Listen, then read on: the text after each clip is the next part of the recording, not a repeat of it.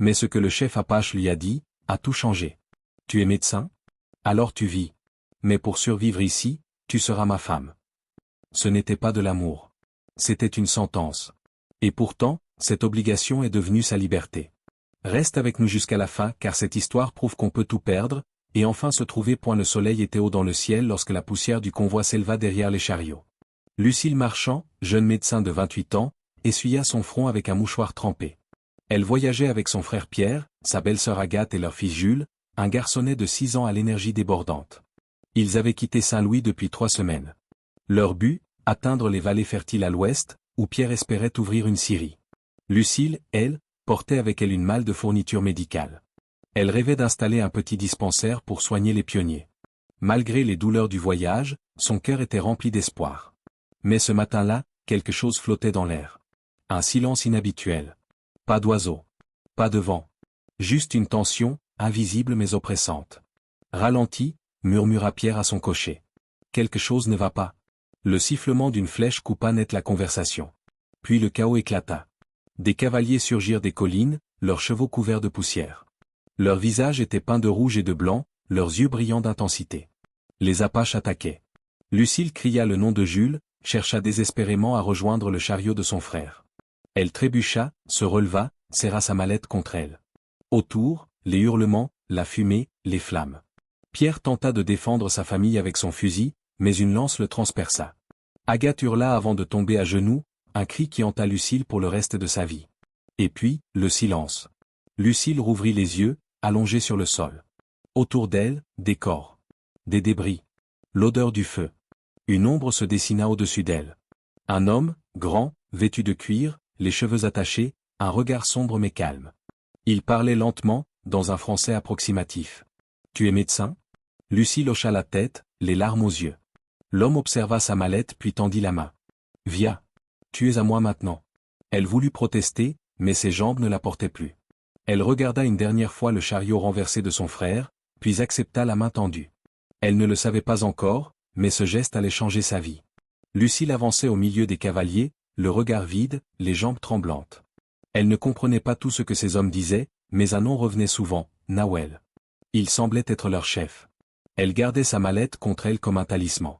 C'était tout ce qu'il lui restait de son ancienne vie. Le village se trouvait au creux d'une vallée, entourée de montagnes. Des huttes faites de peaux tendues formaient un cercle parfait. Des enfants jouaient. Des femmes travaillaient.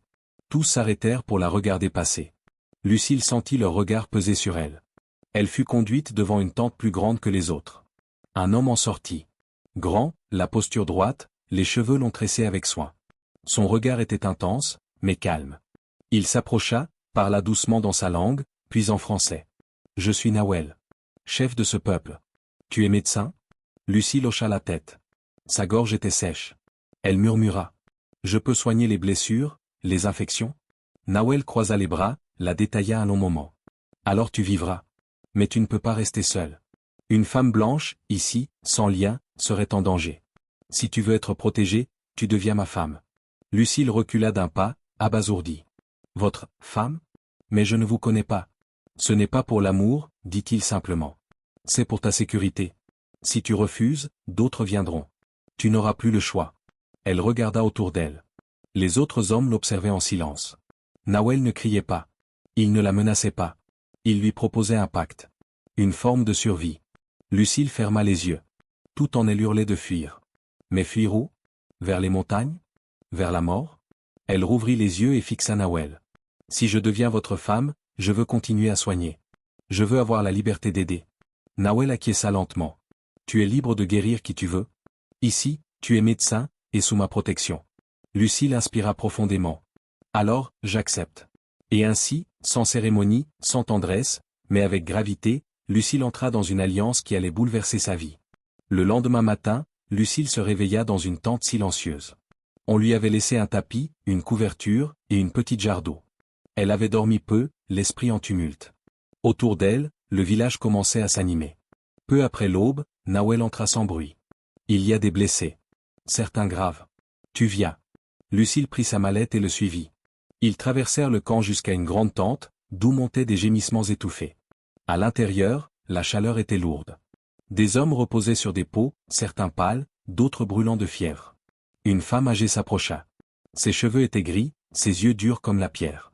Elle parlait à Nawel dans leur langue, rapide, sèche. Lucille comprit qu'elle n'était pas la bienvenue. C'est Nahari, dit Nawel. C'est notre guérisseuse. Elle doute de toi. Lucille s'agenouilla sans dire un mot. Elle ouvrit sa mallette, sortit de petits flacons, des pinces, du coton.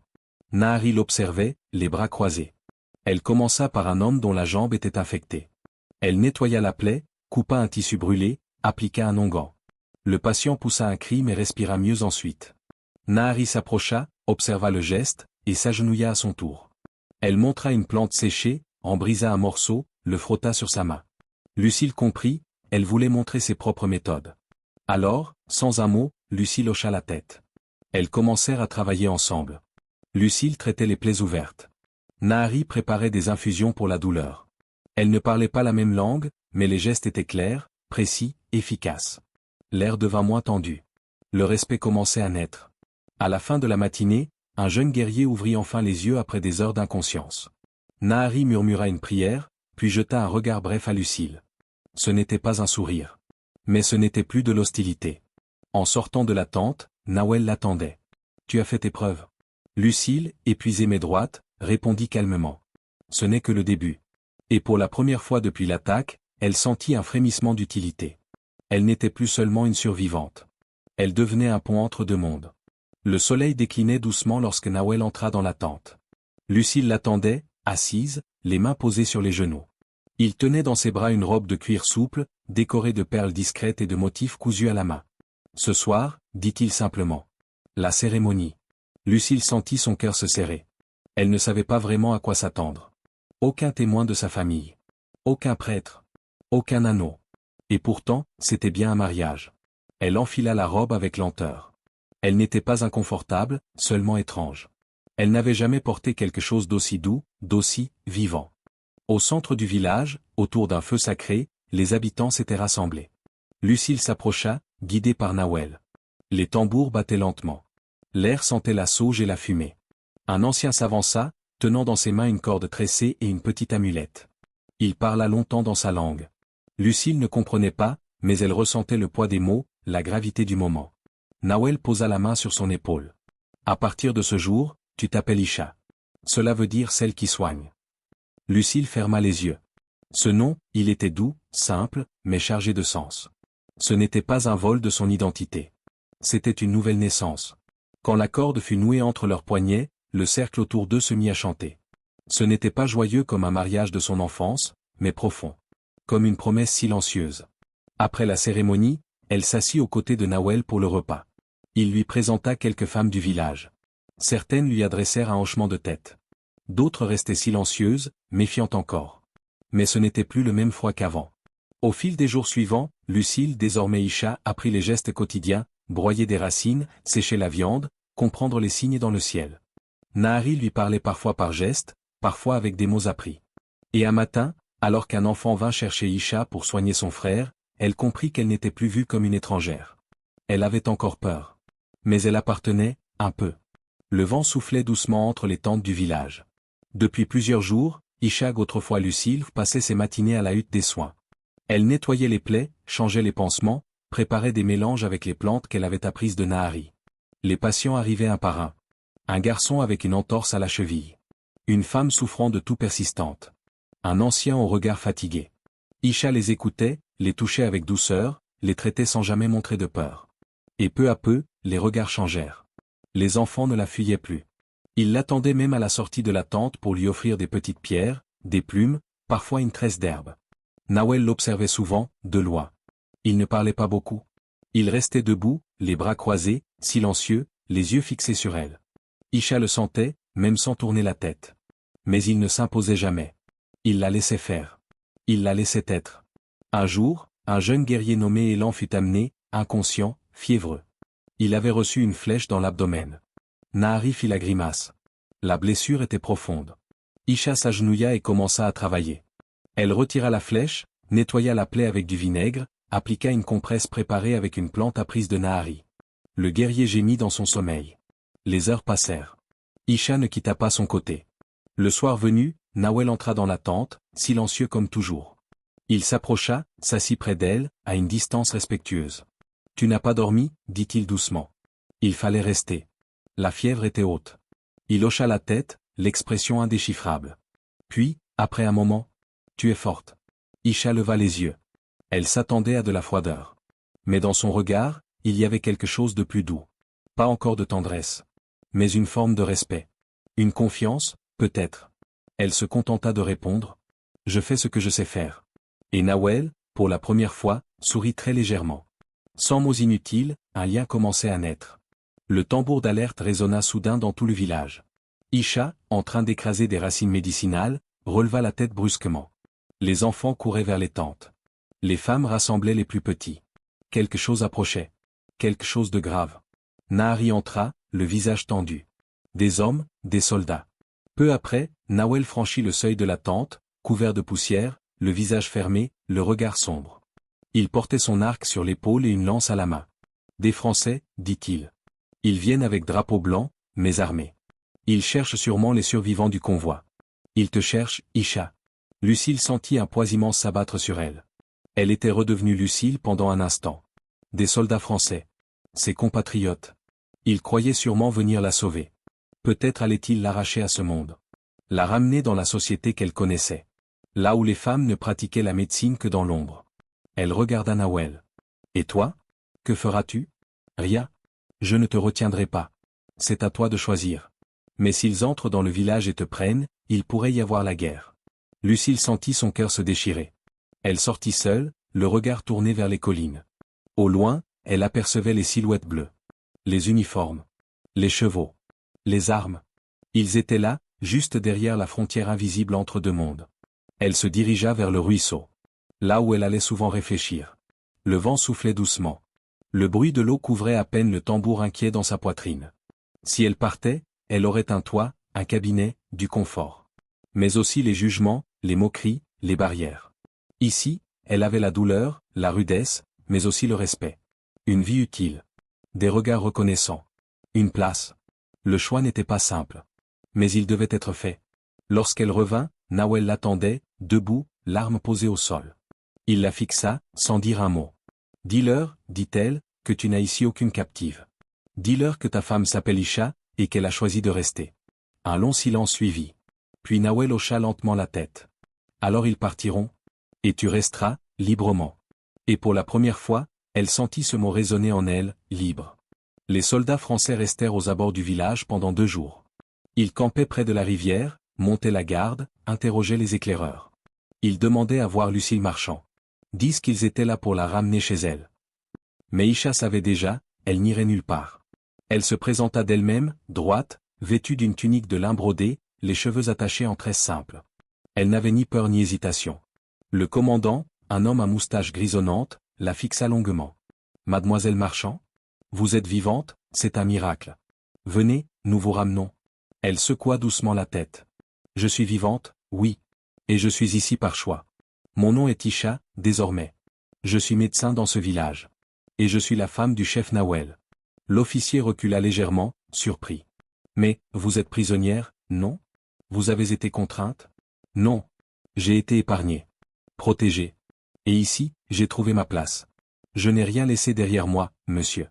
J'ai tout trouvé ici. » Il tenta encore de la convaincre. Par raison? Par devoir? Même par pitié?